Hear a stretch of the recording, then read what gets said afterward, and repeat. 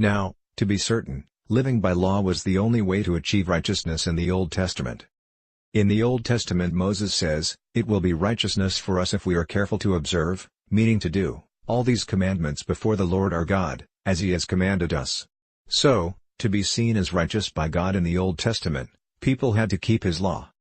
Of course, as we've seen, the book of Acts says in the New Testament, everyone failed in doing so.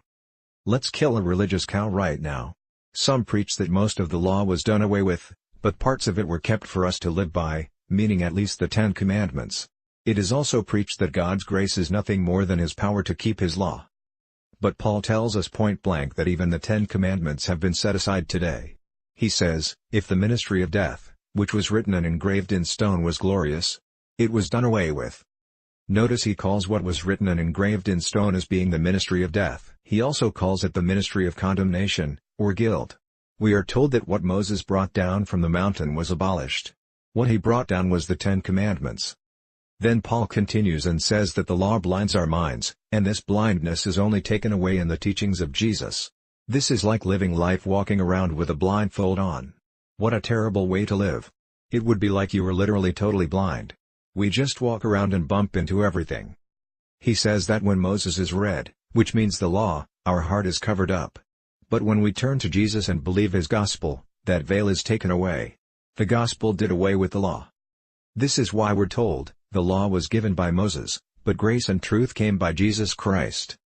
So, the point is even the 10 Commandments are included in the law that should not be our model for living the Christian life. Remember from last session, both Jesus and Paul say that the law was only meant to exist until Jesus and John the Baptist were on the earth. Next we need to see that Paul says if we live by the law today, we are cursed. Paul says the only way to live unto God is to be dead to the law. Yes, dead to it.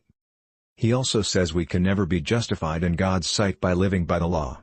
God will never see us as being righteous if we live by the law, but as being self-righteous. God wants us to only live by trusting His Son Jesus. We're told that Christ is the end of the law for our righteousness, if we believe. This is what we just saw, Christ ended the law's reign on earth. It has now been abolished and dissolved. Hebrews paints a picture of the law being like a dead corpse in the ground and it is decaying. It goes on to say it's on the verge of vanishing away, and that was 2,000 years ago.